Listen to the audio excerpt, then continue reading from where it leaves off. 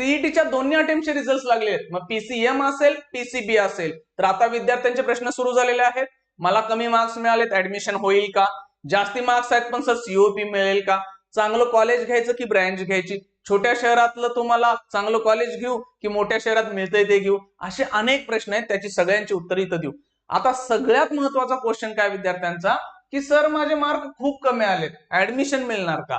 तर मी क्लिअर सांगतोय, तुमचं ऍडमिशन होणार. तुम्ही या चॅनलवर सगळे व्हिडिओ शेवटपर्यंत बघा, तुम्हाला सगळ्या डिटेल्स कळतील. कारण काय झालंय, जसा रिझल्ट बघितलाय मग पहिल्या अटेम्प्टचा असेल दुसऱ्या अटेम्प्टचा असेल, मुलांमध्ये असा डिमोटिवेट खूप झाले, खूप त्यांना असं त्रास व्हायला लागलाय. का? एक तर घरचे तर बोलायच लागले, त्यात काय वाद नाही. मापाडी संघटना असतेच की गावभर फिरणारी, ती तर तुम्हाला नेहमीच माप काढत असते.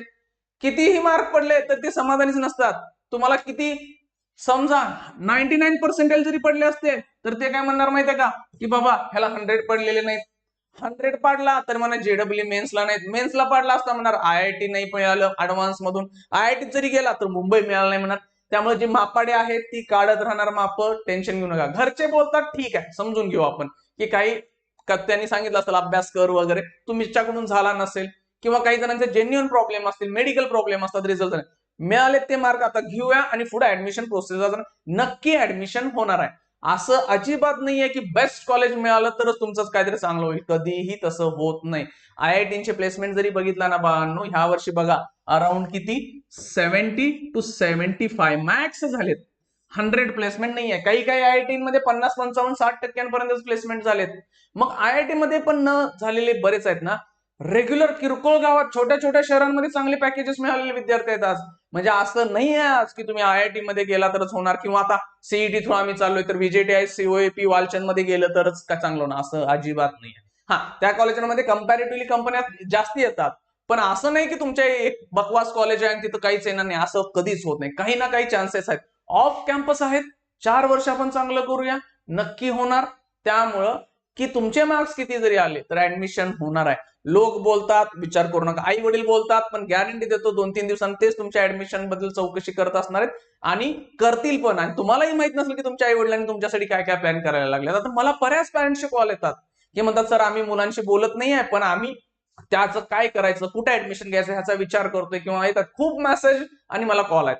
त्यामुळे टेन्शन असेल तर सोडून द्या, मिळाले त्या मार्कावर बेस्ट करू, काहीही फरक नाही पडत आहे की तुम्हाला आता मार्क्स कमी आले जास्त आले. आता मिळतात त्यापेक्षा चांगलं कॉलेज कसं मिळेल, हवी ती ब्रँच कशी मिळवता येईल आणि पुढे 4 वर्ष काय करायचं ह्याचे डिटेल आहेत. आता काउन्सिलिंग बद्दल बरेच द्यायला, प्रो बॅच ऑलरेडी सांगतो फुल आहे, विचारच करू नका. रेग्युलर बॅचेस बद्दल आहे, याचा एक व्हिडिओ बनवतोय. तर ऍडमिशन कसं मिळेल ना, हा पॉइंट जो होता. तर फार्मसी वाल्यांसाठी काय, महाराष्ट्रात 531 इतकी 531 कॉलेज आहेत आणि सीट्स किती आहेत 43,500. ह्यामध्ये काही कॉलेजेस वाढतील आणि यावर्षी जागा पण वाढतील. म्हणजे फार्मसीचं होतंय. इंजिनिअरिंग वाल्यांचं इकडे आहे 372 कॉलेजेस आहेत, 1,78,000 सीट्स आहेत, जवळपास 1,80,000 पोहोचतील. ह्या वर्षी काही सीट वाढणार, कॉलेज वाढणार, म्हणजे तुमचं ऍडमिशन होतंय. हा, मात्र कॉलेज कसं निवडायचं आहे, ब्रँच कशी निवडायची, कॉलेज महत्वाचं की ब्रँच महत्वाची, मोठ्या शहरातलं कॉलेज की ब्रँच, छोट्या शहरामध्ये काय बघायचं, ह्या सगळ्या गोष्टी आहेत. ह्याचे सगळे लेक्चर्स मी आता व्हिडिओ काउन्सिलिंगच्या बॅचेस मध्ये देतोय आणि काही व्हिडिओ इथे येत पण राहतील.